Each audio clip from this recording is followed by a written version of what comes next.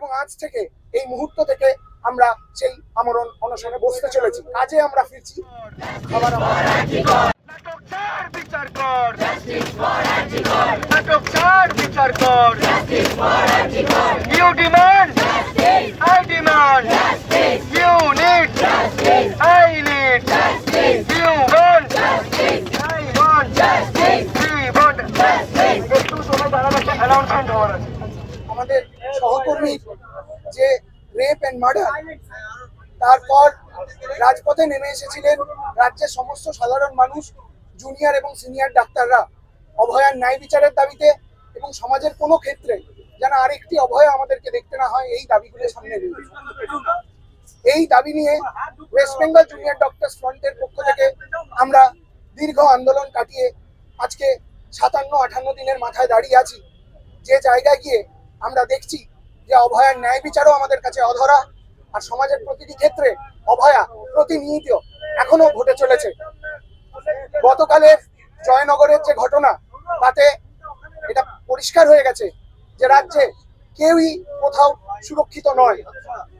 এমতো অবস্থায় দাঁড়িয়ে আমরা রাজ্য সরকারের কাছে যে আমাদের দাবিগুলি করেছিলাম, সেই দাবিগুলির মধ্যে প্রত্যেকটি দাবি ভয়ের রাজনীতি, যাতে সমাজের সমস্ত ক্ষেত্র, স্বাস্থ্যক্ষেত্র সহ সেখান থেকে যাতে ভয়ের রাজনীতি সরে যায়, ভবিষ্যতে যেন এই দিন আর দেখতে না হয়, সেই দাবিগুলো সামনে নিয়ে আমরা এগিয়েছিলাম। আমরা আরো এগিয়েছিলাম সেই সমস্ত দাবি নিয়ে যেখানে ডাক্তারদের এবং রোগীর সুরক্ষা হাসপাতালে সুনিশ্চিত করার জন্য যে স্বাস্থ্য পরিকাঠামোর দরকার, যে জনস্বাস্থ্যের প্রশ্ন এখানে সামনে এগিয়ে আছে, সেই প্রশ্নগুলির কিছু ফান্ডামেন্টাল দাবি নিয়ে, কিছু মৌলিক দাবি নিয়ে আমরা আজ এতদিন আন্দোলনে আছি।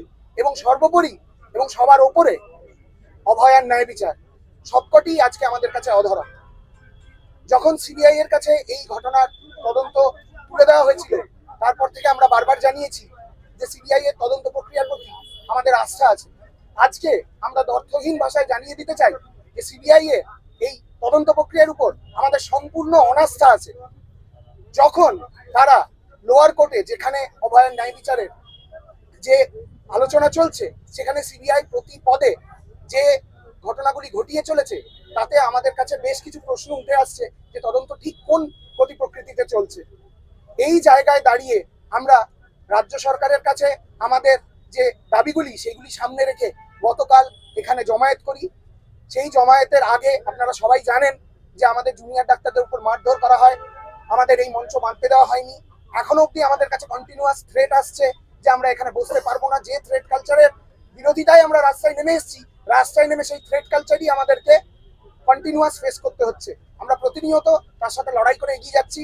এখানে যে সমস্ত মানুষ দাঁড়িয়ে আছেন, তাদেরকে বারে বারে আটকানো হচ্ছে। আমাদের ডেকোরেটর ভাইদেরকে জানানো হচ্ছে যে তারা এখানে বাস বাঁধতে পারবে না। এখানে জলের গাড়ি আসার চেষ্টা হলে তাতে পর্যন্ত বাধা দেওয়া হচ্ছে।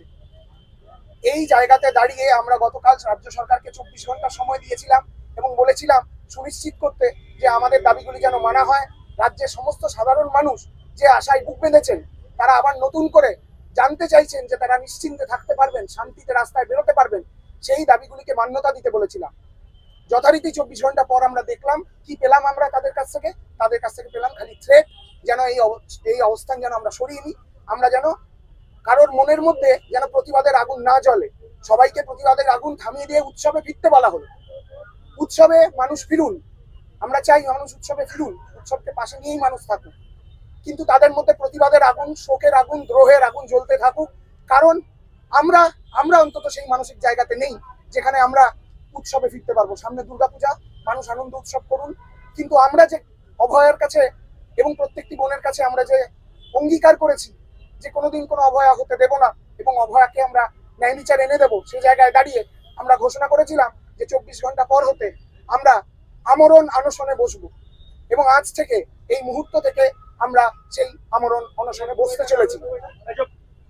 আমাদের আশা, এরপর আমরা যখন নিজে হাতে খাবার তুলে নেব, নিজের মুখে যখন নিজে হাতে খাবার তুলে নেব, তখন সমাজের প্রতিটি ক্ষেত্রে ভয়ের রাজনীতি নিয়ে মানুষ সোচ্চার হবেন। জনস্বাস্থ্যের প্রশ্নে প্রতিটি রুগী পরিজন, রাজ্যের সাধারণ মানুষ মৌলিক প্রশ্নগুলি করবেন যে হাসপাতালে যখন কোনো রুগী বেড পায় না, যখন সে আইসিইউ বেড পায় না, সে যখন সেই চিকিৎসাগুলো পায় না, সেগুলোর জন্য আসল দায়ী কারা? এই প্রশ্নগুলি মানুষ এই আমাদের অনশনের মধ্যে দিয়ে বুঝবেন এবং তারা জানবেন এবং তারা এই প্রশ্নগুলো প্রত্যেকে নিজের ঘরে ঘরে পাড়ায় পাড়ায় ছড়িয়ে দেবেন। যতদিন না তারা এটা করছেন এবং আমাদের দাবিগুলো পূরণ হচ্ছে ততদিন অবধি আমরা চিকিৎসা পরিষেবা ফেরত দেব। যেরকম আমরা বলেছিলাম যে গতকাল থেকে আমরা আমাদের সম্পূর্ণ কর্মবিরতি তুলে নিচ্ছি এবং হাসপাতালে হাসপাতালে কাজে আমরা ফিরছি, কিন্তু খাবার আমরা খাবো না। জুনিয়র ডাক্তারদের পক্ষ থেকে যে স্বচ্ছতার প্রশ্ন আমরা সবসময় রাজ্য সরকারের কাছে দাবি করেছি, আমরা এই অনশনের প্রশ্নেও সম্পূর্ণ স্বচ্ছতা নিজেরা বজায় রেখে চলবো। তার জন্য আমরা নিজেরা এই আমাদের অনশন মঞ্চে আমরা সিসিটিভি বসাবো এবং সেই সিসিটিভি আমরা মানুষের কাছে ওপেন করে দেবো। তারা দেখবেন যে আমরা বসে আছি, আমরা গান করছি, আমরা কথা বলছি, সাধারণ মানুষ আমাদের পাশে এসে দাঁড়াচ্ছেন। এটি আমরা জনসমক্ষে তুলে ধরবো। আপনারা যারা এই দাবি নিয়ে অনশনে বসছেন তারা প্রত্যেকে ডিটারমাইন, তারা জানেন যে তারা ন্যায্য দাবি নিয়ে মাঠে নেমেছেন।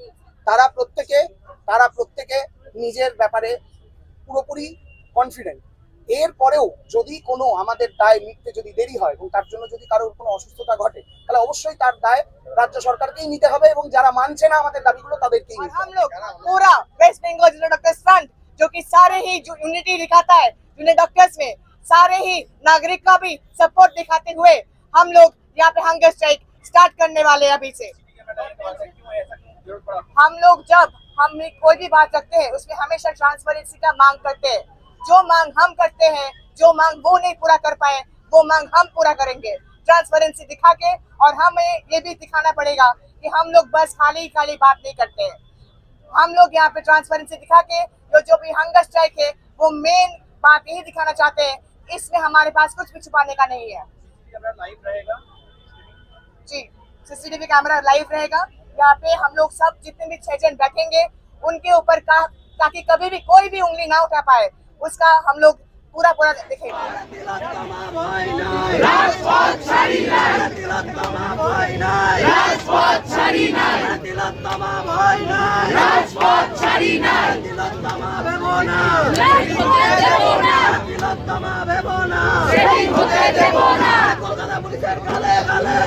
মারো